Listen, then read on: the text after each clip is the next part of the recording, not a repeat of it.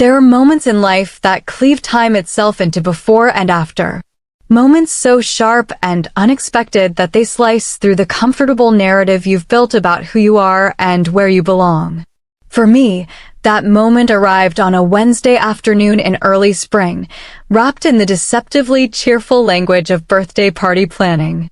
I was standing in my mother's kitchen, the same kitchen where I'd learned to bake bread as a teenager, where family recipes had been passed down like heirlooms, where the smell of vanilla and cinnamon had always meant safety and belonging.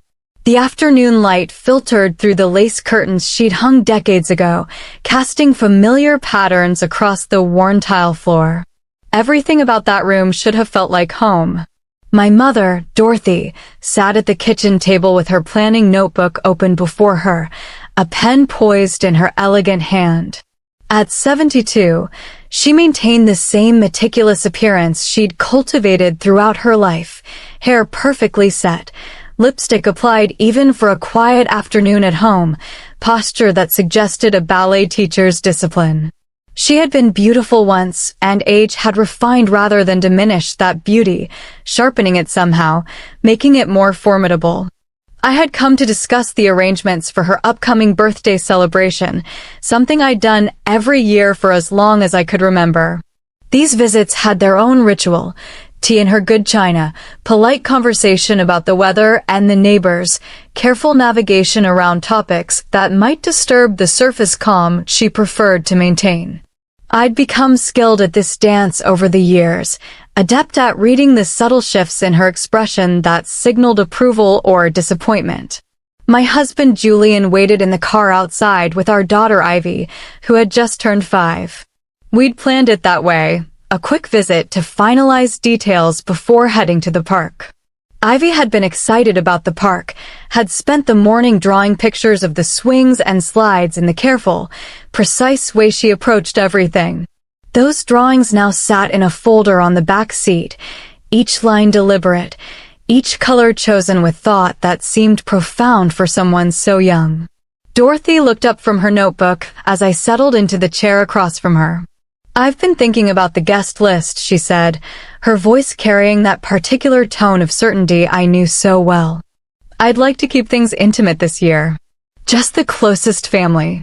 "That sounds lovely," I replied, already mentally calculating how many that would include.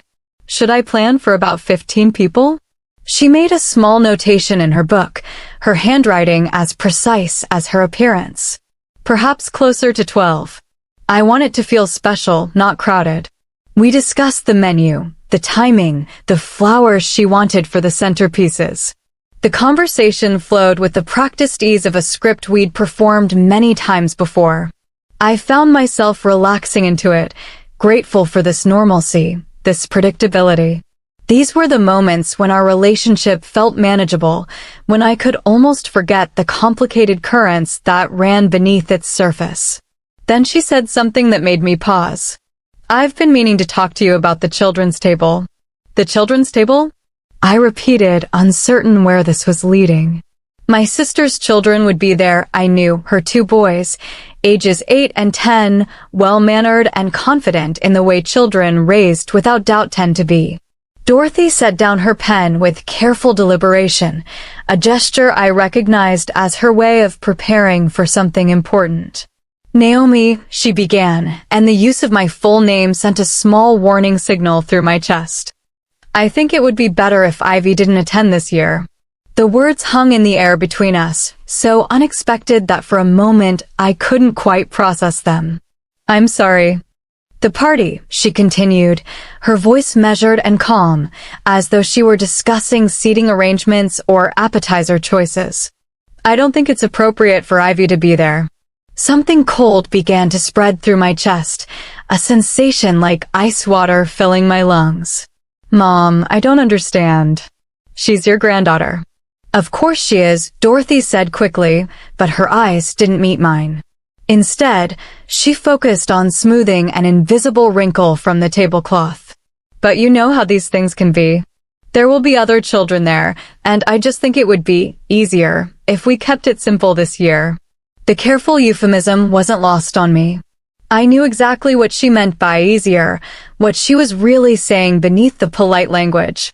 6 months earlier, after months of evaluations and appointments, after nights spent researching and worrying and hoping for answers, we'd received Ivy's diagnosis, autism spectrum disorder. The news had been both devastating and relieving. Devastating because it confirmed our daughter would face challenges we couldn't fully understand. Relieving because it gave name to the differences we'd observed, the struggles she'd been experiencing.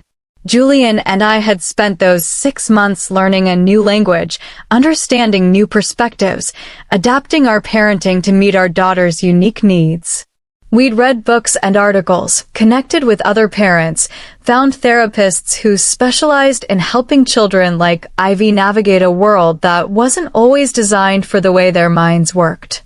It had been exhausting and enlightening in equal measure, a crash course in patience and advocacy and unconditional love.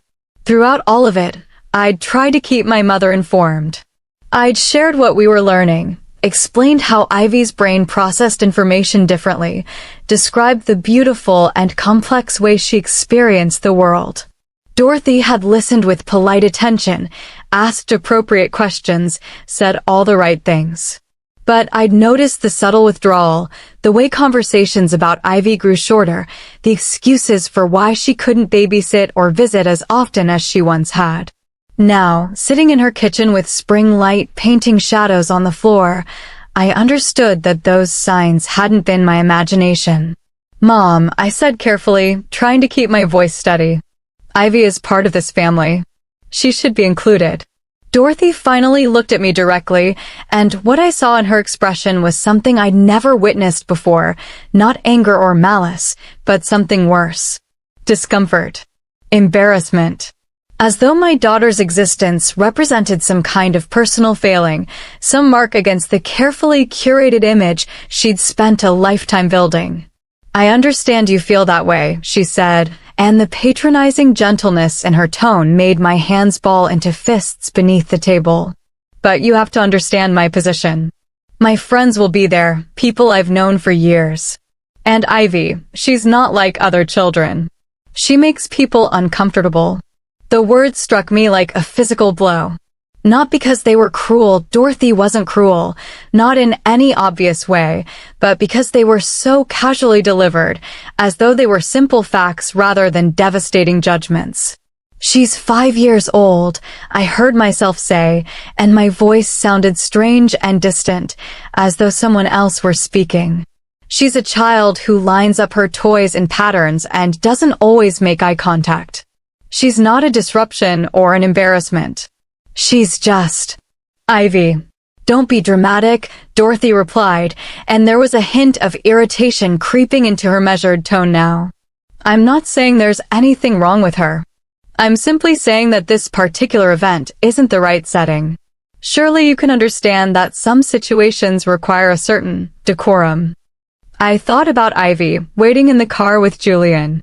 I thought about how she'd been so careful with her drawings that morning, how she'd asked 3 times to make sure we'd really go to the park afterward, how she'd smiled with such pure joy when I'd confirmed yes, we would definitely go to the park.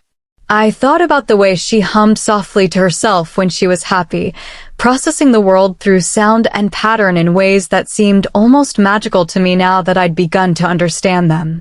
And I thought about my mother, this woman who had raised me to be polite and accommodating, who had taught me that keeping the peace was a virtue, that making others comfortable was a responsibility, that appearances mattered more than almost anything else.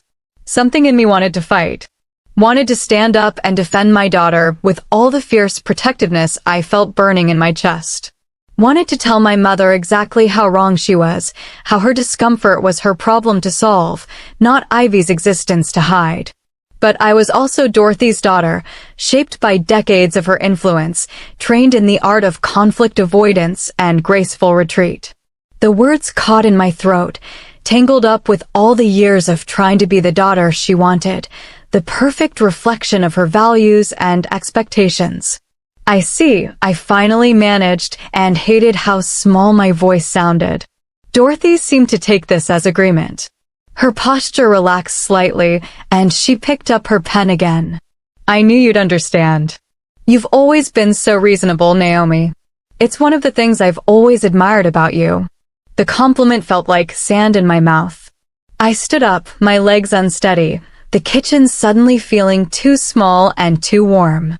I should go. Julian and Ivy are waiting. Of course.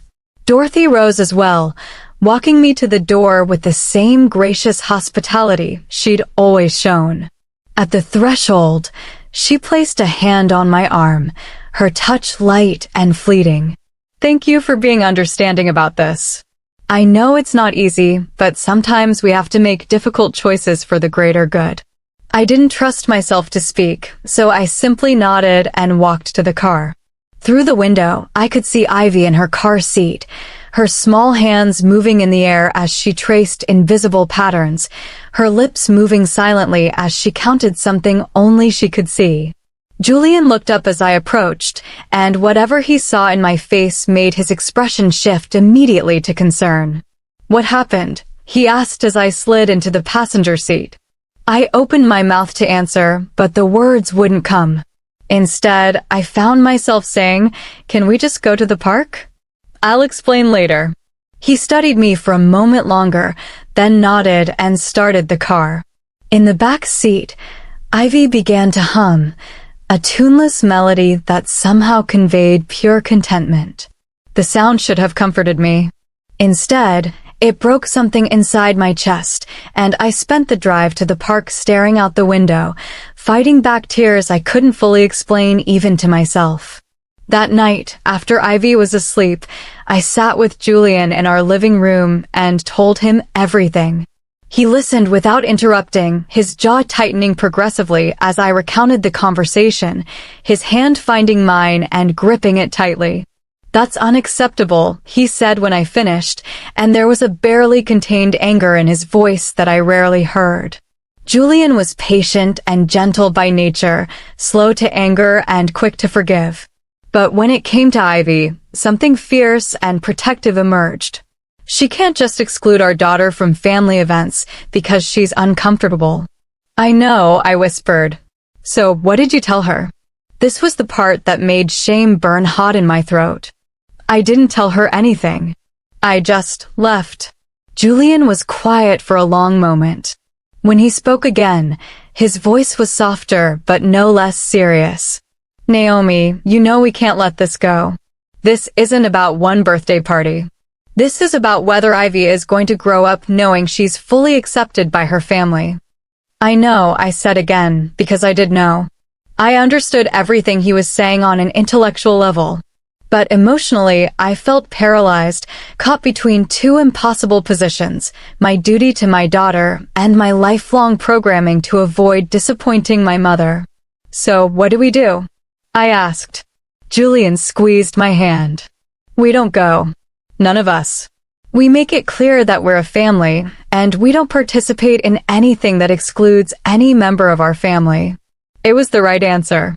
I knew it was the right answer. But the thought of implementing it, of actually calling my mother and telling her we wouldn't attend, filled me with a dread that felt disproportionate and shameful. "I'll think about how to handle it," I told Julian, not quite committing but not refusing either. He looked at me with an expression that held both love and concern. "Don't think too long," he said gently. "Every day we don't address this is another day Ivy's existence is treated as something to be managed rather than celebrated." I nodded, knowing he was right but still feeling utterly lost. Over the next week, I rehearsed a dozen different conversations with my mother in my head. Calm and rational explanations. Firm but loving boundaries. Passionate defenses of Ivy's worth and dignity. Each version felt both necessary and impossible, words that needed to be said, but that I couldn't quite imagine actually speaking. I kept waiting for the right moment, the right emotional state, the right alignment of courage and clarity that would make confronting Dorothy feel possible. But that moment never came. Instead, I found myself frozen in a kind of terrible limbo, unable to move forward, but increasingly aware that doing nothing was itself a choice with consequences. The birthday party arrived on a Saturday afternoon. Julian and I had talked about it the night before, and he'd made his position clear. He would support whatever I decided, but he believed the right choice was to stay home and make our reasons known. That morning, I called Dorothy. My hands were shaking as I dialed, and I'd prepared a script in my mind, brief, clear, non-accusatory, but firm. When she answered, her voice bright with anticipation of the day ahead, I opened my mouth to deliver it. "Hi, Mom," I heard myself say instead. "I just wanted to let you know we won't be able to make it today." There was a pause. "Oh? Is everything all right?" This was my opening. This was the moment to explain, to set the boundary, to advocate for my daughter. "Yes, everything's fine. We just have other plans." Another pause, longer this time. "I see," Dorothy said, and I couldn't quite read her tone. "Well, that's disappointing, but I understand. These things happen." We exchanged a few more pleasantries and hung up. I sat staring at the phone in my hand, feeling the weight of all the words I hadn't said pressing against my chest like stones. Julian found me there a few minutes later. "How did it go?" I didn't tell her the real reason, I admitted, my voice barely above a whisper. "I just said we couldn't come." He sat down beside me, and I could feel his disappointment even though he didn't voice it directly. "Why not?" "I don't know," I said, and it was the truth. I genuinely didn't understand why I'd chickened out at the crucial moment, why the words I'd practiced had dissolved on my tongue. I just couldn't. "Naomi," he said gently, "you know this doesn't solve anything, right? This just postpones the conversation." "I know. I just need more time to figure out how to handle it." But even as I said it, I knew I was lying to myself. It wasn't about finding the right approach or the right words. It was about the fact that somewhere deep inside, some part of me still desperately wanted my mother's approval, still believed that my job was to make her comfortable even if it meant making myself and my daughter smaller. The weeks that followed established a new pattern, though I didn't recognize it as such at the time. Dorothy would call to arrange a visit or invite us to a family gathering, and I would find reasons why Ivy couldn't attend. She had therapy appointments, we'd promised her a special outing, she wasn't feeling well. The excuses varied, but the result was always the same. My mother and my daughter remained carefully separated. I told myself I was buying time, waiting for the right moment to have the real conversation. But in truth, I was taking the path of least resistance, choosing temporary peace over difficult truth. And with each excuse, with each artful dodge, I felt the weight of my cowardice settling more heavily onto my shoulders. Julian watched this unfold with increasing concern. We'd have gentle conversations about it, him carefully suggesting that we needed to address the situation directly, me agreeing in principle while finding new reasons to delay. He never pushed too hard, never issued ultimatums, but I could see the disappointment in his eyes, could feel the slight distance it created between us. The person who paid the highest price for my avoidance, of course, was Ivy herself. At 5 years old, she didn't fully understand the family dynamics at play, didn't grasp that her grandmother's absence from her life was deliberate rather than circumstantial. But children are perceptive in ways that often catch adults off guard, and I began to notice small signs that she was aware something was amiss. She'd see photos of my sister's children at family gatherings and ask why she wasn't in the pictures. She'd mention her grandmother and wonder aloud why they didn't see each other like they used to. Each question was innocent, without accusation, but they landed on me like accusations nonetheless. I'd deflect and redirect, offering vague explanations that satisfied her in the moment, but did nothing to address the underlying truth.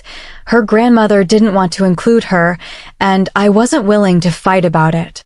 6 months after the birthday party incident, Dorothy called with what she clearly considered an olive branch. There was a family wedding coming up, a distant cousin on her side, the kind of large formal event where protocols and appearances mattered enormously. She wanted to know if we'd attend. "Of course you're invited," she said, her tone warm and inclusive in a way I hadn't heard in months. I've already arranged for a table for our immediate family. I felt a small flicker of hope. Perhaps time had softened her position. Perhaps she'd reconsidered. That sounds lovely, I said carefully. Julian and Ivy and I would be happy to come. There was a brief pause, so slight I might have imagined it. Actually, Dorothy said, her voice taking on that particular tone I'd learned to dread, I was thinking this might be a nice opportunity for you and Julian to have an adult evening. My friend Catherine's daughter does babysitting. I could arrange for her to watch Ivy. The hope extinguished as quickly as it had sparked. Mom, she's family. She should be at the wedding. Darling, it's going to be a very long day, very formal. Lots of sitting still and quiet during the ceremony. You know how Ivy can get when she's overstimulated. I just thought it would be easier for everyone, including her, if she was somewhere more comfortable. The reasoning was delivered with such apparent care and consideration that it took me a moment to recognize it for what it was, the same exclusion, just packaged more palatably. She can handle a wedding, I said, hearing the defensive edge in my voice. We've been working with her on managing those kinds of situations. I'm sure you have, Dorothy replied in that maddeningly patient tone. But this is a very important event for the family. Your cousin has spent a year planning this. I just think we should minimize any potential complications. She's not a complication, I said, my voice rising despite my efforts to stay calm. She's a 5-year-old child who happens to process the world differently. Now you're getting emotional, Dorothy said, and I could hear the disapproval creeping into her voice. I'm trying to have a practical conversation, and you're taking it personally. It is personal. The words burst out before I could stop them. You're talking about my daughter. And I'm trying to include you and Julian, she countered. I'm extending an invitation, offering to help with childcare, trying to make things pleasant for everyone involved. The fact that you're responding with hostility suggests that maybe you're the one with the problem here, not me. The conversation deteriorated from there, both of us saying things in barely controlled tones, dancing around the real issue while pretending we were discussing logistics. It ended with me telling her we'd think about it and her saying she hoped I'd calm down and see reason. When Julian came home that evening, I was still shaking with frustration and hurt. I recounted the entire conversation, and this time, his response was less patient than it had been before. Naomi, this has to stop, he said firmly. We can't keep doing this dance where she excludes Ivy and you make excuses or avoid confrontation. It's not fair to any of us, but especially not to our daughter. I tried to stand up to her, I protested. I told her Ivy wasn't a complication. But then what? Did you tell her we won't attend events that exclude our daughter? Did you make it clear that this pattern has to end? I hadn't, of course. The conversation had ended with me still trying to manage my mother's feelings, still trying to find some middle ground where everyone could be happy, even though such ground clearly didn't exist. I can't just cut her out of our lives, I said, hearing the desperation in my own voice. I'm not asking you to cut her out, Julian replied, his voice gentler now.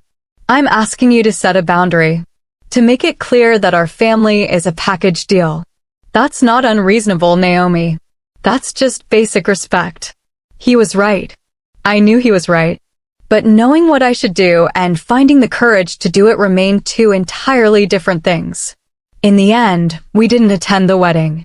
I called Dorothy with another excuse, this time claiming that Ivy wasn't feeling well, which was at least partially true. She'd been unusually quiet that week, more withdrawn than usual, and I told myself I was being a protective parent rather than a coward. Dorothy accepted the excuse with polite concern, but I could hear the skepticism underneath. Our relationship, already strained, grew cooler. Calls became less frequent. Invitations slowed and then stopped altogether. By the time Ivy's 6th birthday arrived, my mother had effectively removed herself from our daily lives. Part of me felt relieved. Without the constant navigation of Dorothy's discomfort and my own inadequate responses, life became simpler in some ways. Julian and I could focus on Ivy's development without the added stress of managing family dynamics. We found our rhythm with therapies and school accommodations, built a support network of other parents and understanding professionals, learned to celebrate Ivy's unique way of experiencing the world. But relief was accompanied by a persistent ache of loss and failure. I'd lost my mother, or at least the relationship I'd once had with her. More importantly, Ivy had lost her grandmother, or perhaps she'd never really had one to begin with.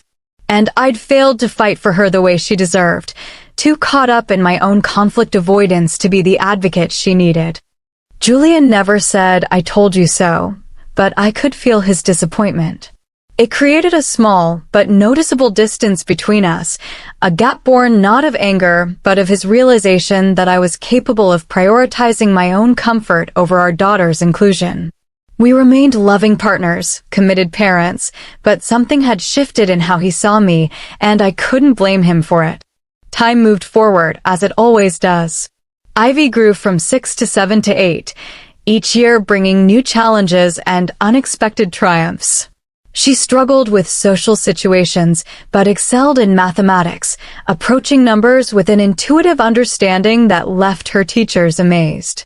She had difficulty with loud environments, but could lose herself for hours in drawing, creating intricate patterns that seemed to follow some internal logic only she could perceive. We found a school that understood her needs, connected with families who shared similar experiences, built a life that honored who she was rather than trying to force her into a neurotypical mold. Julian and I grew stronger in some ways through this process, united in our advocacy for our daughter even as the shadow of my earlier failures remained between us. Dorothy remained peripheral to all of this. We'd exchange cards at holidays, brief phone calls on birthdays, the bare minimum of family connection.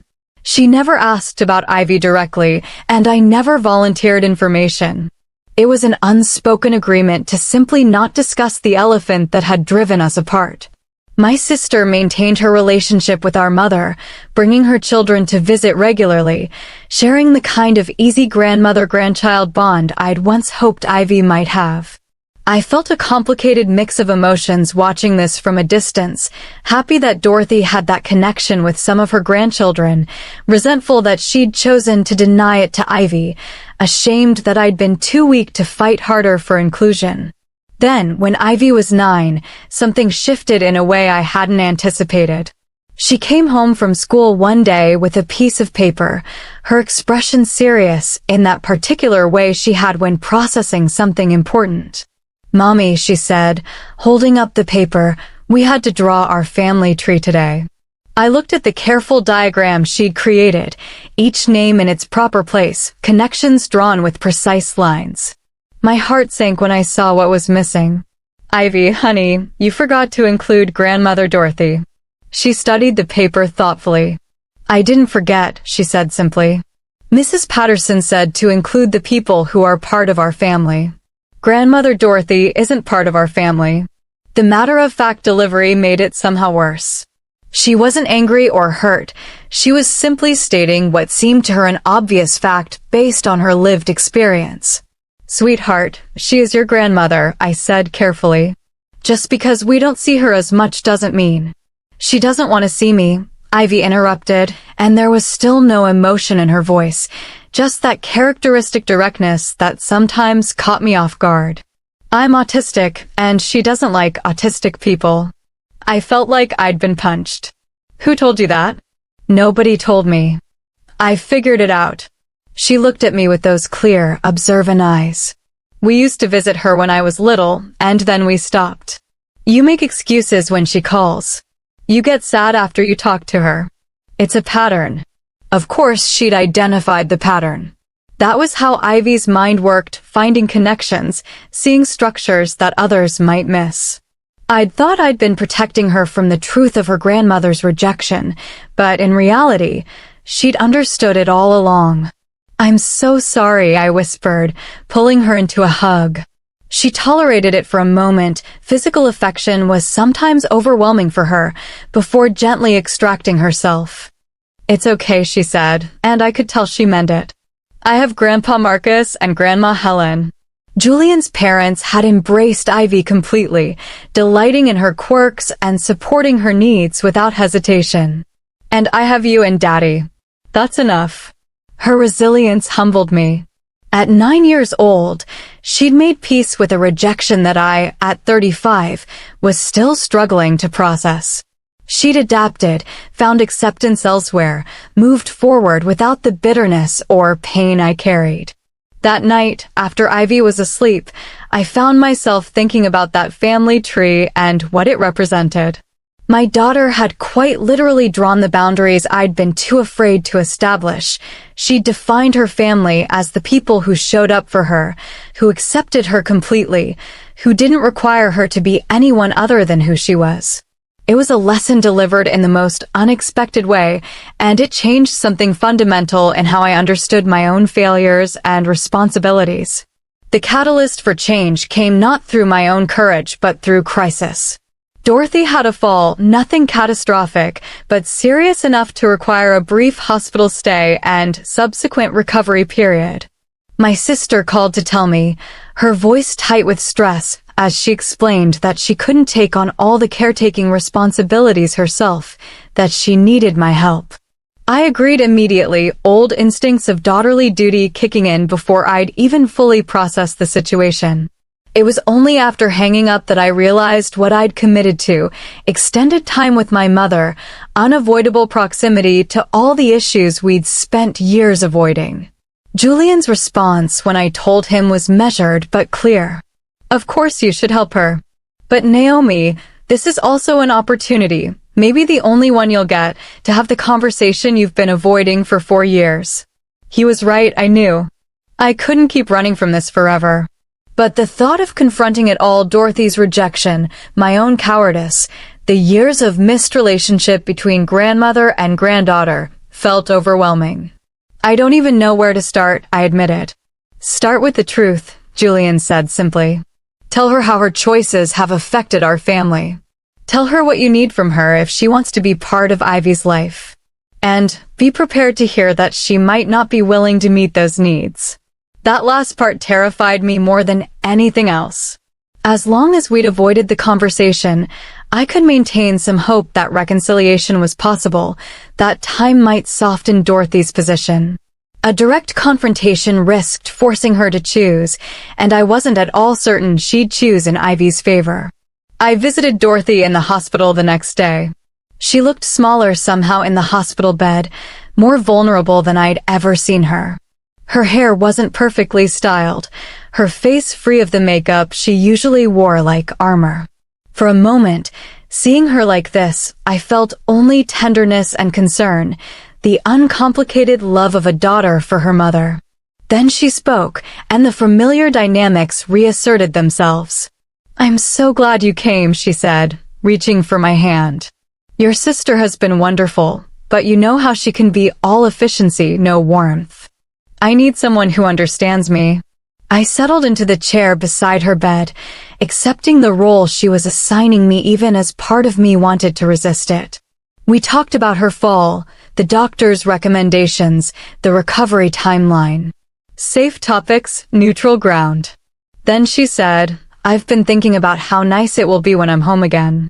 Maybe you could bring the family for Sunday dinners, the way we used to. I've missed those. The casual revision of history took my breath away.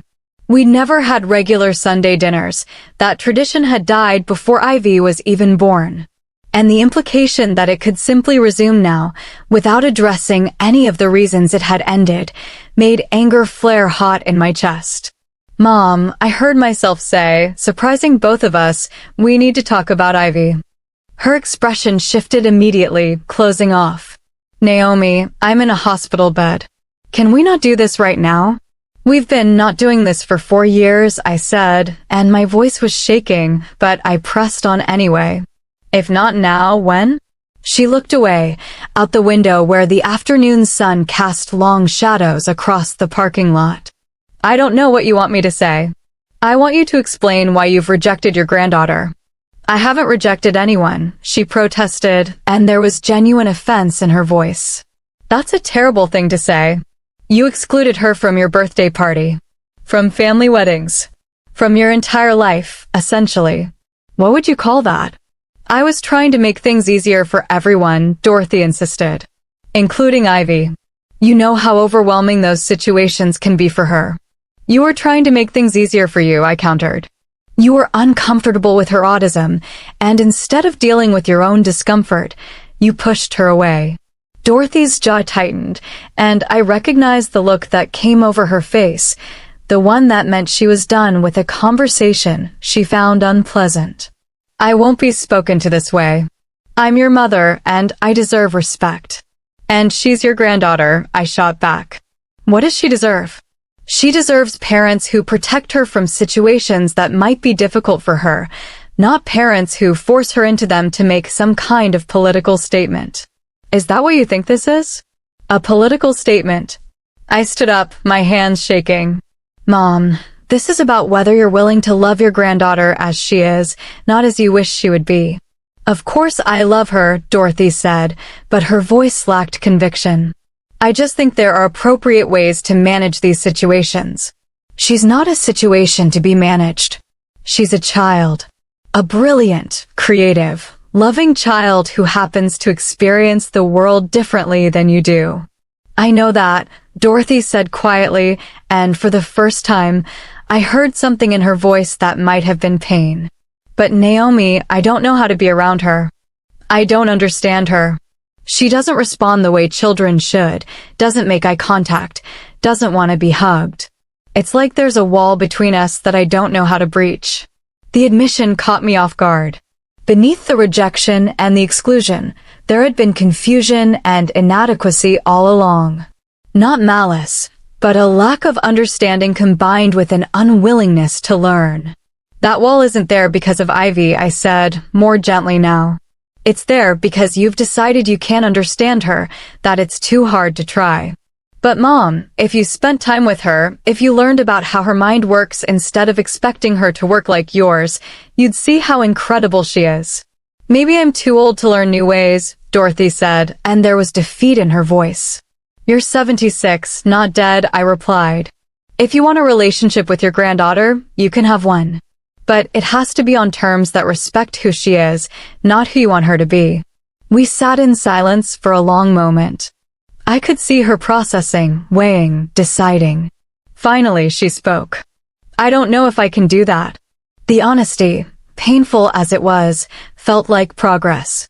At least we were finally being truthful with each other. Then I need you to understand something, I said.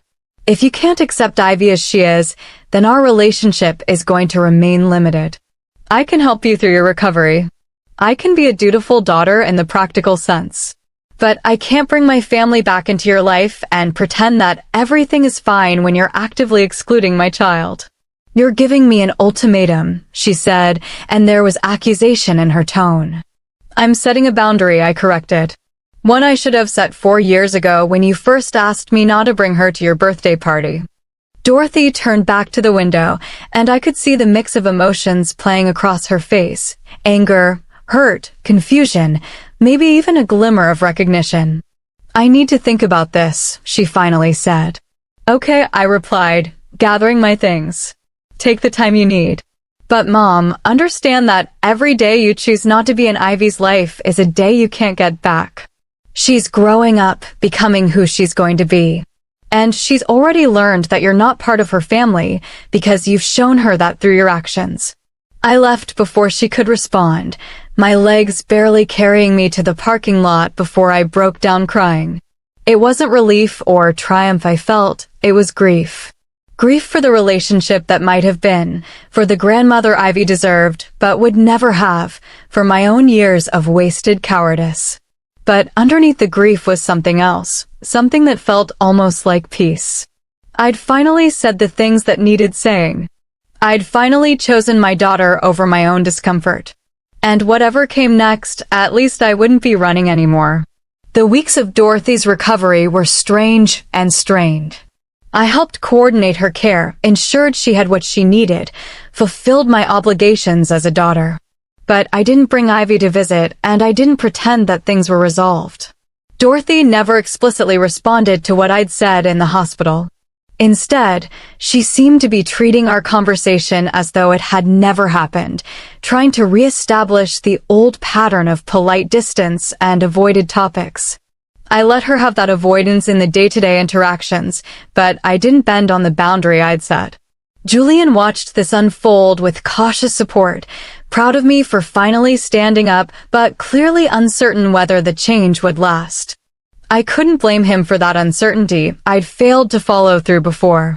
But this time felt different. This time, I'd seen my daughter draw her family tree without including her grandmother, and I'd understood the full cost of my earlier failures. Then, about 6 weeks after Dorothy returned home from the hospital, something unexpected happened.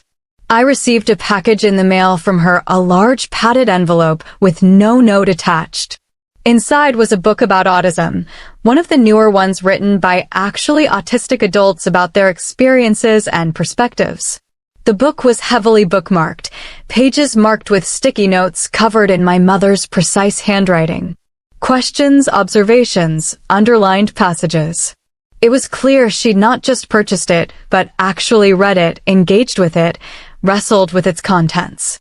I called her immediately. "I got your package." "Oh, good," she said, and there was something tentative in her voice. "I wasn't sure if I should send it or if you'd think it was presumptuous." "Why did you read this?" There was a long pause. "Because you were right. I didn't understand. And I thought maybe if I learned more I could." She trailed off, unable or unwilling to finish the thought. But I understood what she was trying to say. "This doesn't fix everything," I said carefully. "Reading one book doesn't undo 4 years of rejection." "I know," Dorothy replied quietly. "But I thought it might be a start." What followed was slow and uncertain progress. Dorothy started asking questions about Ivy, hesitant at first, then more confident as I responded without judgment. She wanted to know about her interests, her school performance, what she liked to do for fun. Small questions, but they represented a fundamental shift in approach. I answered honestly, but didn't push for immediate reconciliation. Trust, once broken, required time to rebuild. And Ivy's trust would be the hardest to earn. Children remember rejection even when adults pretend it never happened. Eventually, Dorothy asked if she could see Ivy. Not at a big family gathering, not at some formal event, but just a simple visit at our house. I agreed, but only after preparing Ivy carefully. "Grandmother Dorothy wants to come visit," I told her one evening. "But I wanted to check with you first to see if that's something you're okay with." Ivy looked up from the pattern she was drawing. "Why does she want to visit now?" "I think she's been learning about autism and trying to understand you better." "But honey, you don't have to see her if you're not ready. This is your choice." She thought about it with that characteristic intensity she brought to all important decisions. "Will she expect me to hug her?" "Not if you don't want to." "Will she be upset if I need to leave the room if things get too loud or overwhelming?" "If she is, that's her problem to manage, not yours." Ivy nodded slowly. "Okay, she can visit. But I might not want to talk to her very much at first." "That's completely fine," I assured her. The first visit was awkward, but not disastrous. Dorothy arrived with a gift, a puzzle box filled with intricate mechanical pieces, chosen because I'd told her about Ivy's love of patterns and problem solving. Ivy accepted it politely, but didn't engage immediately, choosing instead to observe her grandmother from across the room. Dorothy, to her credit, didn't force interaction. She sat and talked with Julian and me, occasionally directing a comment toward Ivy, but not demanding responses. When Ivy eventually opened the puzzle box and began examining the pieces, Dorothy watched with what looked like genuine interest. "That piece connects to the blue one," she offered at one point, and Ivy glanced at her, considering. "I know," Ivy said simply. "I'm doing them in order by color gradient." Dorothy smiled, a real smile, not the type polite ones I was used to seeing. "That's a clever system." It was a small exchange, barely a conversation. But it was more than they'd shared in 4 years, and I felt something in my chest unclench slightly. The visit lasted less than an hour, which was all Ivy could comfortably manage. But when Dorothy left, she thanked Ivy specifically for letting her visit, and Ivy nodded in acknowledgement. "She's different than I remembered," Ivy said after Dorothy had gone. "Different how?" "Quieter. Less." She searched for the word. "Less big." I understood what she meant. Dorothy had always filled rooms with her personality, her expectations, her carefully controlled presence. But today she'd made herself smaller, less demanding. It was a start. The reconciliation, such as it was, didn't happen all at once. It took months of careful, gradual progress. Dorothy would visit once every few weeks, always checking first if Ivy was comfortable with it. She brought appropriate gifts, things that aligned with Ivy's interests rather than age-typical toys. She learned to recognize when Ivy was getting overwhelmed and didn't take it personally when she needed to leave the room. Most importantly, she started asking Ivy directly about her experiences rather than just observing or making assumptions.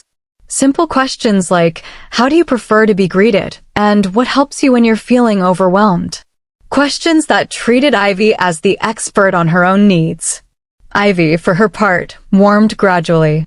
She'd share small things, a drawing she'd made, an interesting fact she'd learned, occasionally even initiating a brief conversation. Nothing dramatic, but steady small steps toward something resembling a relationship. Julian remained supportive, but cautiously optimistic. "I'm proud of you," he told me one evening after one of Dorothy's visits. "You've held the boundary, and it seems like it's actually making a difference." "I should have done it years ago," I said, unable to let go of that regret entirely. "Maybe," he agreed. "But you're doing it now.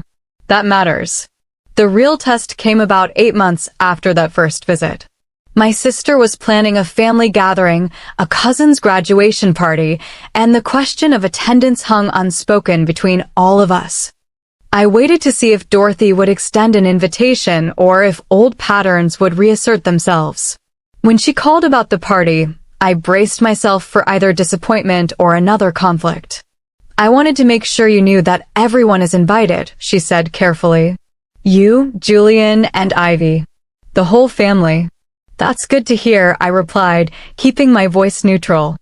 "I've also been thinking," Dorothy continued, "that maybe we could sit together. Ivy and I haven't been to a family event together yet, and I thought, if she's comfortable with it, I could help her if things get overwhelming. I've been reading about sensory management strategies."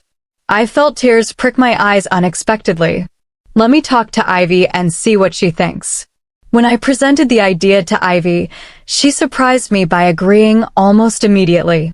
"I want to see how she does at a big event," she explained with typical frankness. "If she's really different now, that's where it will show." The party itself was a mixed success. Ivy made it through the ceremony but needed to take several breaks, retreating to a quiet corner where Dorothy had set up a small space with noise-canceling headphones and a fidget toy. Dorothy sat with her during these breaks, not forcing conversation, but maintaining a calm presence that Ivy seemed to find helpful.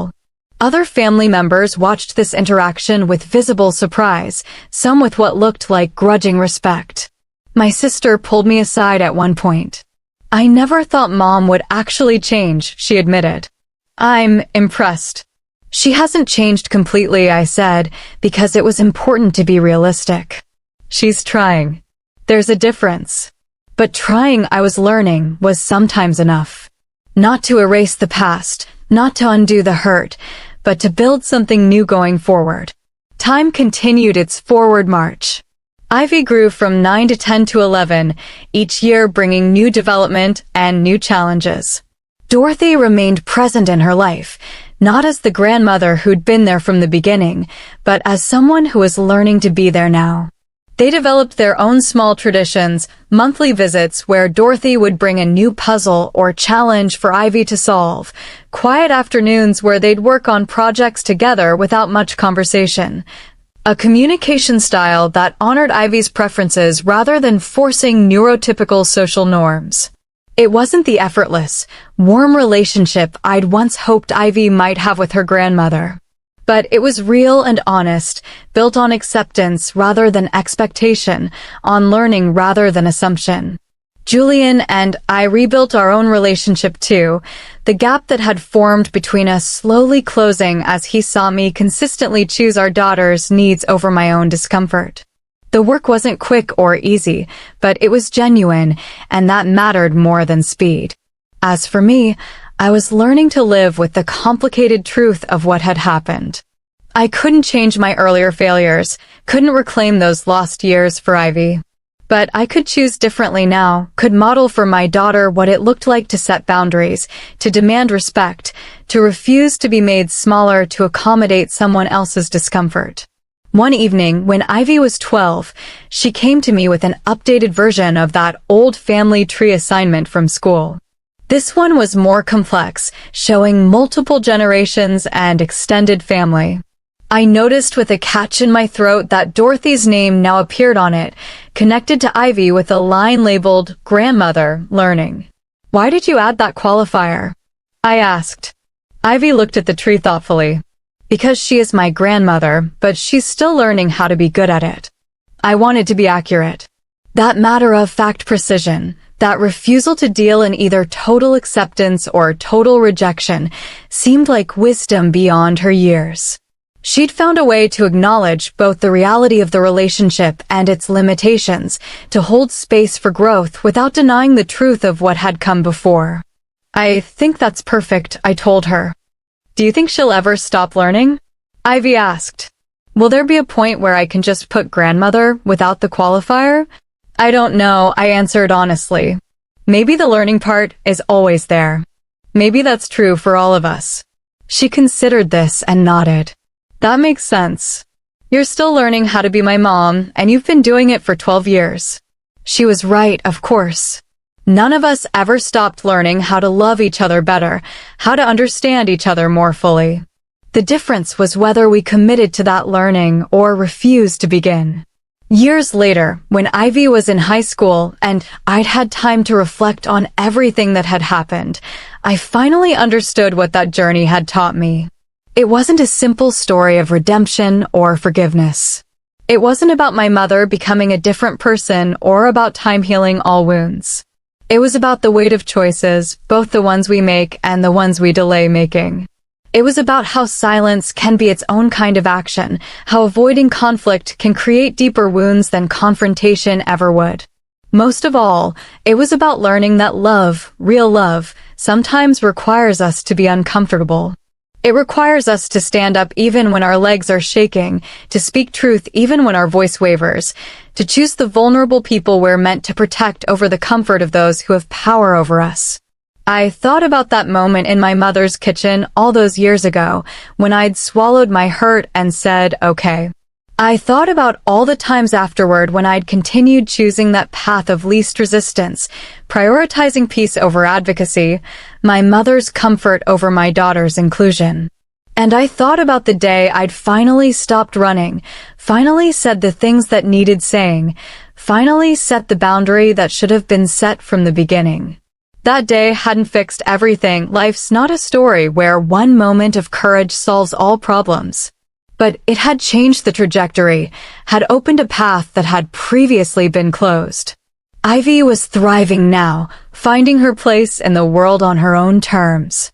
She had dreams and goals, friends who appreciated her unique perspective, a growing confidence in her own worth. And yes, she had a grandmother who was learning to appreciate her, imperfectly but genuinely.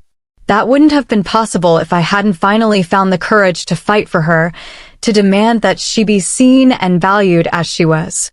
The shame of taking so long to reach that point would probably never fully leave me. But I'd learned to hold it alongside pride in having eventually gotten there, in having modeled for my daughter that it's never too late to stand up for what's right. On Ivy's 16th birthday, Dorothy asked if she could host a small celebration. Ivy, who by then had developed a dry wit that occasionally surprised us all, responded, "Will there be an autistic child at this party?" Dorothy had the grace to look embarrassed, understanding the reference to her words from a decade earlier. "Yes," she said quietly. "And she's the guest of honor." It was a small moment, a simple exchange. But it represented years of hard-won change, of learning and growth, of relationships rebuilt from their broken foundations. The party was simple and perfect, small enough not to overwhelm Ivy, structured enough to feel comfortable, flexible enough to accommodate her needs without making them a spectacle. Dorothy had learned not just to tolerate her granddaughter's autism, but to actively plan around and support it. Watching them together that day, Ivy explaining something about mathematics with passionate intensity, Dorothy listening with genuine interest and asking thoughtful questions, I felt that complicated mix of emotions I'd become familiar with. Sadness for the years they'd lost, gratitude for the relationship they'd found, pride in both of them for doing the difficult work of connection. And somewhere underneath it all, a deep relief that I'd finally learned the lesson I should have understood from the beginning, that my job as a mother wasn't to keep everyone comfortable. It was to ensure my daughter knew she was valued, accepted, and worth fighting for, no matter who might find that fight inconvenient. The story of my family isn't one of perfect reconciliation or happily ever after endings. It's messier than that, more complicated, more human. There are still awkward moments, still occasional tensions, still days when old patterns try to reassert themselves. But it's also a story of growth, of people learning to do better, even when it's hard, even when it requires them to fundamentally change their perspectives. It's about the power of boundaries, the necessity of advocacy, and the reality that love, real love, sometimes demands discomfort. Most importantly, it's a story about a young woman named Ivy who learned that she didn't need to change herself to deserve love and acceptance. That the people who truly belonged in her life would do the work to understand her, rather than expecting her to contort herself into shapes that fit their comfort. If I could go back and do it all again, I'd like to think I'd find my courage earlier, that I'd set those boundaries from the very beginning. But I can't change the past, only learn from it and do better going forward. And that, perhaps, is the real lesson, not that we must be perfect, but that we must be willing to grow. Not that we'll never fail, but that we can choose to do better next time. Not that love is easy, but that the difficult kind of love, the kind that requires us to change and stretch and fight, is often the most important kind of all. In the end, the weight of a single word that, I spoke so many years ago in my mother's kitchen, taught me more about courage, advocacy, and love than I'd learned in all my years before it. It taught me that sometimes the heaviest burdens we carry are the ones we accept in silence, and that speaking up, even belatedly, can change everything. If you've ever struggled with finding your voice in the face of family expectations, remember this: it's never too late to set the boundaries that protect the people you love. Real family isn't about blood or obligation. It's about showing up with acceptance, doing the work to understand, and choosing love over comfort. Your worth isn't measured by how small you can make yourself to fit someone else's expectations. It's measured by your willingness to grow, to learn, and to love others as they truly are.